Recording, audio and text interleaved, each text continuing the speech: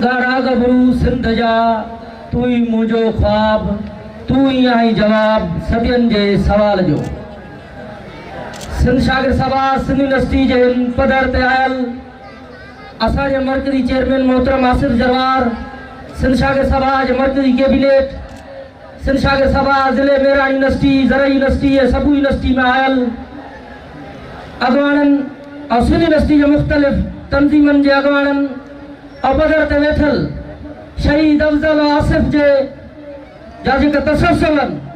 उन्हनि सभिनी दोस्तनि खे जिए सिंध, जिए लतीफ़, जिए आलम इंसानियत। शागिर साथियो, जिए तव्हांखे ख़बर आहे त हिमल सिंध जेका मुख़्तलिफ़ मसइलनि खे मुंहुं ॾेई रही आहे उन साॻे ई तसलसल में मज़हबी इंतहा पसंद जनूनियत जेके मज़हबी बुनियाद परस्त तंज़ीमूं आहिनि जेके कश्मीर खां वठी थरपाकर खां वठी कराची ताईं पंहिंजो यार विछाए सिंध खे इन फस्ताई पंहिंजे मज़हबी तशरीह में फसाए सिंध खे इन वॾी कारी रात खे तवील बणाइण जी कोशिशूं करे रहियूं आहिनि। पर असीं सम्झूं था ही जेके तालीमी इदारनि जे अंदरि कराची यूनिवर्सिटी खां वठी सिंध यूनिवर्सिटी खां वठी कराची यूनिवर्सिटी जंहिंमें सिंध जे तालीमी इदारनि में उहे कुवतूं जेके मुख़्तलिफ़ हथकड़ा इस्तेमाल कंदे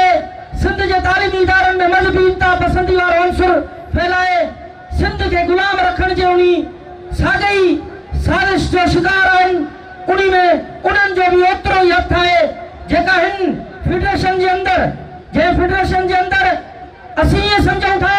त सिंधी माण्हुनि खे साह खणण जेतिरो बि हक़ु कोन्हे त हू पंहिंजो साह खणनि ऐं सिंध जे इन्हनि सभिनी कंहिं बि मामले ते पुरअमन एहतिजाज जो हक़ बि सिंधी माण्हुनि खां खसियो वियो आहे। शागिर साथियो, साईं जीएम साहिब पंहिंजे किताबनि में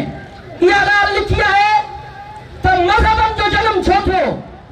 बुनियादी तौर ते मामिलो इहो आहे उहो इन करे थियो त जॾहिं जंहिं खिते जे अंदरि समाज उथल पुथल जो शिकार हूंदा आहिनि, जंहिं खिते जे अंदरि समाज जी जेका बिहक आहे जेको शिकल आहे उहा बिगड़जी वञे पई, उन महिल इहे मज़हबी नज़रिया जेके समाज खे जोड़ण जे लाइ समाज जे अंदरि शऊर पैदा करण, उन्हनि जे अंदरि शऊर उजागर करण जो हिकिड़ो ज़रियो हुया। पर जीअं त वक़्तु गुज़रंदो रहियो ऐं उन्हनि मज़हबी नज़रियनि जे अंदरि कुझु मुफ़ाद परस्त जेके गिरोह आहिनि उन्हनि एंट्री कई, उन्हनि पंहिंजे ज़ाती मुफ़ादनि खे माणण जे लाइ उन्हनि मुख़्तलिफ़ खितनि ते हमला कया। जीअं असीं हिन महिल सिंध जी तारीख़ ते नज़र विझंदासीं त 712 में हिन खिते जे अंदरि अरब लुटेरा बिन कासिम जी अॻवानी में सिंध जे उनी पहिरियों जेको खंजर लॻो सिंध जे उनी तसौफ़ वारे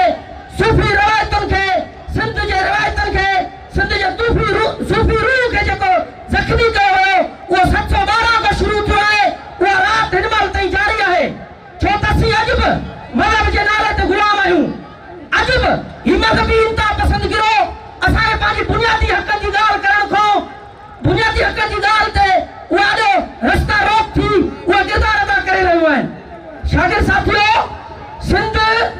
सदाई मज़हबी इंतहा पसंद जेके मज़हबी धुरियूं आहिनि, जेके हमलावर आहिनि, उन्हनि हिते हमला करे सिंध जे वसीलनि जी फुरलुट कई, सिंधी माण्हुनि खां सिंधी जी ॿोली कसण जी कोशिशि कई, पर उहे नाकाम बयान, उहे अरगून तुर्खान, उहे लुटेरा अरब अॼु हिन संगीन सूरत हाल में जेका सिंध जकड़ियल आहे हू धुरियूं बि शायदि सम्झनि थियूं त असीं मज़हब जो नशो ॾेई करे हिन क़ौम तां जेको आहे सो उन क़ौमी तशख़्ख़ुस वारो जेको रूह आहे उहो ख़तमु करे सघूं था। इहो नामुमकिन आहे, इहो मुमकिन ई कोन्हे। तव्हां सिंध जे तालीमी इदारनि जे अंदरि हिकिड़ियूं मज़हबी तंज़ीमूं जेके मस्जिद में ऐलान थियूं कनि त बाबा अचो दुरूद था पढ़ूं, भला तव्हां आला साईं ठेकेदार आहियो, तव्हां क्लर्क आहियो, कंहिंखे बि ज़रूरत न आहे कंहिं शागिर्द खे ज़ोरी मस्जिद में वञी उन्हनि खां दुरूद चवराए। बाबा छो मज़हब इनफरादी मामिलो आहे, हर माण्हू जो, मुंहिंजो, तव्हां सभिनी जो इनफरादी मामिलो आहे मज़हब। उनमें कंहिं टी धुर खे का अथॉरिटी न आहे त हू इन्हनि सभिनी मामलनि में, छो त उहे धुरियूं जेके माना ये समझो इस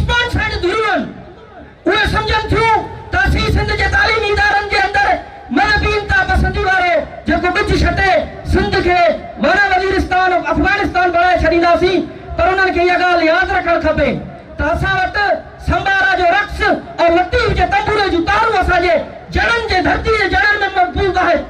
उहे जड़ूं उहे लतीफ़ जूं तारूं सिंध जे खमीर में मौजूद आहिनि असीं सिंध शागिर्द सभा जे तरफ़ां छो त टाइम तमामु घटि आहे कल बि जश्न लतीफ़ जी सूरत में इन्हनि मज़हबी इंतहा पसंदनि खे शिकस्त ॾेई इहे नारा आयासीं त नो मुला गो मुला गो मुला अॼु बि असीं बल में सिंध जो पैगाम खणी सॼी सिंध जे झर झंझ में इहो पैगाम ॾींदासीं त ही मज़हबी धुरियूं सदाईं कूड़ ते फरियाद ते दोख ते बीठल आहिनि छो त कॾहिं ही अमर जलील ते फतवाऊं ॾेई अमर जलील जी ज़िंदगी जो रेट थी तइ कनि तव्हांखे कंहिं हक़ ॾिनो आहे छा तव्हां असां तव्हांजी जेका ज़िंदगी आहे उन ज़िंदगी जो फ़ैसिलो भला असांजी फेसबुक जी आईडी कंदी आहे जो शहीद कुमार जे करे पोस्ट उन जी आईडी था केर बि करे तई उन खे मारे था छॾियो इहो मुमकिन कोन्हे इहे दहशतगर्दी आहे जंहिं दहशतगर्दी जे पुठियां हितां जा इदारा आहिनि जेके नाम निहाद जेके अमुन जी ॻाल्हि इंटरनेशनल फोरम ते वेही कनि थियूं पर उहे पंहिंजे नियत में उन्हनि जी नियत में शक आहे असीं आख़िर में छो त टाइम तमामु घटि आहे असीं सॼी सिंध खे हिन सिंध यूनिवर्सिटी जे पधर मां हिन स्टेज मां इहा गुज़ारिश था कयूं त असीं सिंध शागिर्द सभा जे तरफ़ां सिंध यूनिवर्सिटी मां भल में सिंध जो पैगाम खणी निकिता आहियूं